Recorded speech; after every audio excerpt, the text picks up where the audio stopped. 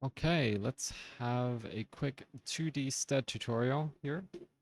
So, to start off with, let's make sure we've got a good confocal image. Um, I'm gonna hit live, see what we got. Here I've intentionally chopped my field of view to kind of only include one cell, so this will all go a little bit faster. Say I like this particular position, but I know I'm gonna want to have more signal, right? Because we're all the way down here.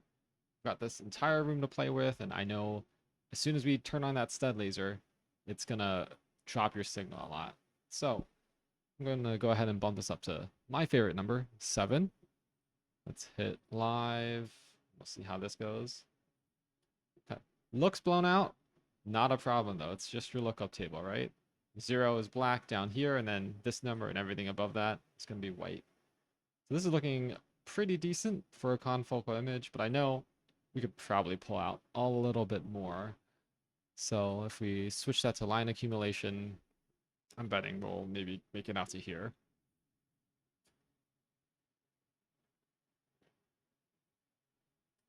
Beautiful.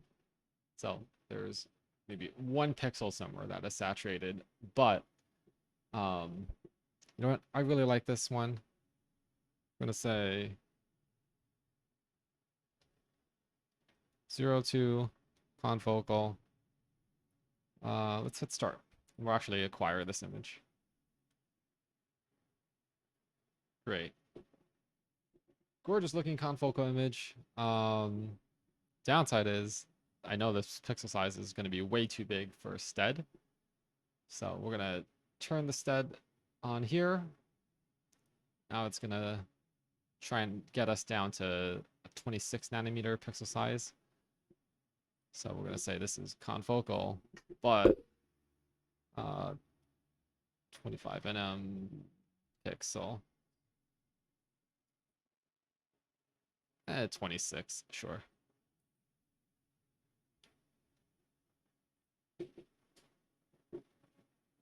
So you can immediately tell, now that the pixel size is smaller, less light is making it to each pixel. So this image looks a lot dimmer.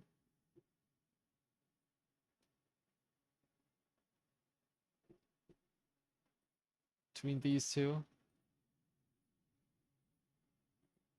honestly, I would prefer this one for sure because of the signal to noise. If we zoom in on something, see, just because there's more pixels does not mean you're getting necessarily the useful information, any useful information. Um, However, we can make sure that changes with the stud laser. So now that I have changed the pixel size, I know I'm going to need to get a lot more signal. So maybe 8 would be good. Say 8 line accumulation. 8 line ac, sure.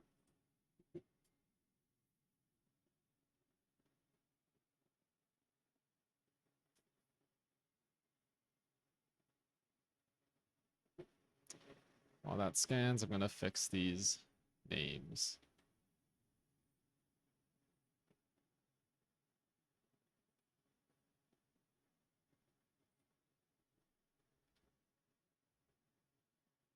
I need 3 nm pixels, I think. Or 91.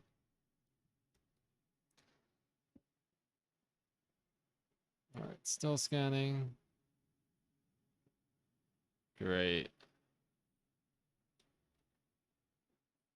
So, between this and this is confocal with big pixels, confocal with the pixel size that would be used for STED, and then confocal with the pixel size for STED, but with 8 line accumulation.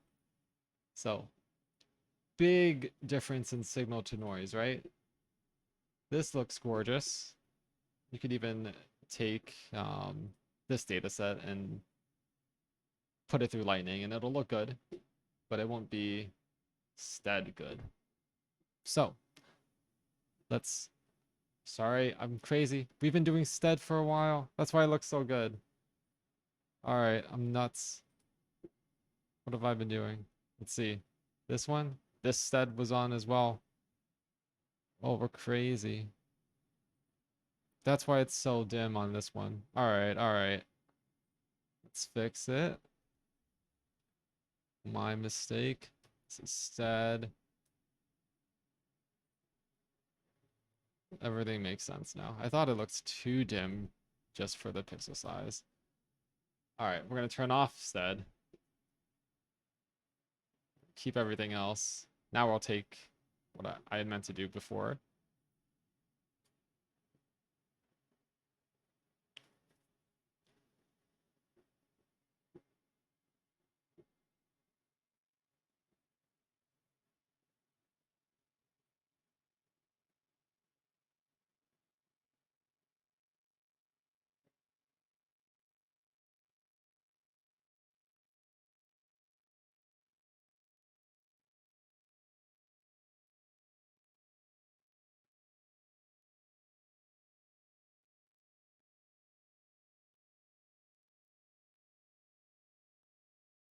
All right. A little bit of saturation here, which you can see by this. Those blue dots and also here. But confocal with 91 nanometer pixels. If we drop it to 26 nanometer pixels, not too much difference in image quality. However, if we then, well, there's not too much difference in quality because I'm doing 8-line accumulation. That's really the trick here. If I don't have 8-line accumulation,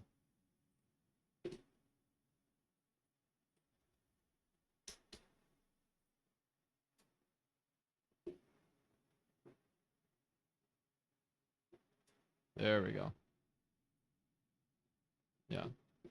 So, a little out of order, but original confocal acquisition with 91 nanometer pixel sizes.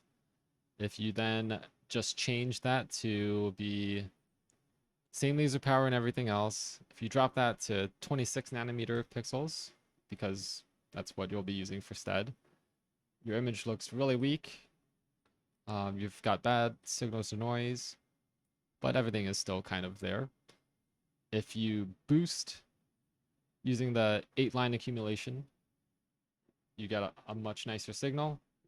At that point, if you apply STED, this is with only 2-line accumulation, it's a very noisy image. But if you do STED and also include the 8-line accumulation, everything looks super pretty. So, confocal, STED, more or less optimized. There's a little bit of a difference that you can tell down here. And this is only with 20% laser power. So real quick, while we've got everything going, let's just set this to maybe 8 now. Or you know what? Let's go 10 because we're going to really be cranking the STED power. So we're at 20. Let's see what happens at 40% laser power. So this is STED, and then we're just going to say 40%.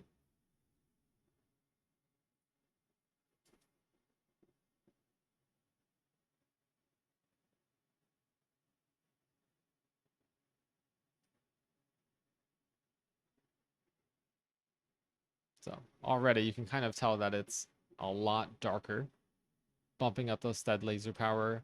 It's not a linear increase in resolution. You get diminishing returns, right? This is going to be dependent on your fluorophore. And so don't just automatically set this to 40%. Don't, keep in mind that I have currently set at 70%. So if you have it set at 50, you've got to scale things appropriately. The right stud laser, definitely dependent on the right fluorophore. This looks pretty good though. So STED before with 20% laser power, instead with 40% depletion. That is kind of a big difference down here.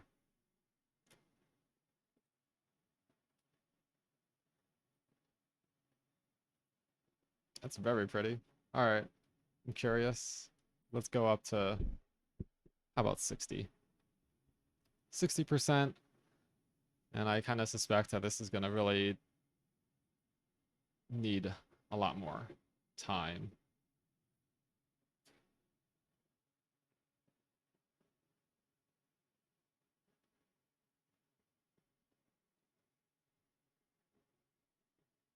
Oh, and the fluorophore I'm using right now is Alexa Fluor 594.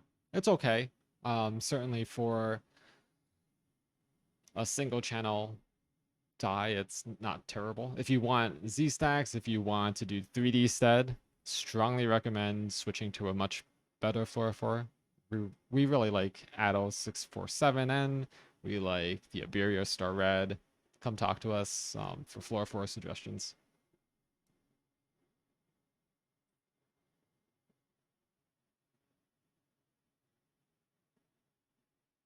That is a good looking cell. Also, shout out to Sanam in the Kowalczyk lab for prepping the sample. The Lloyden looks great. All right. So I think I've lied here because I forgot to rename this. So we're going to change this to 60%. 60%.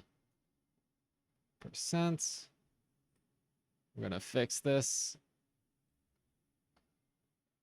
We'll make sure this is saved. And you can see the path up here.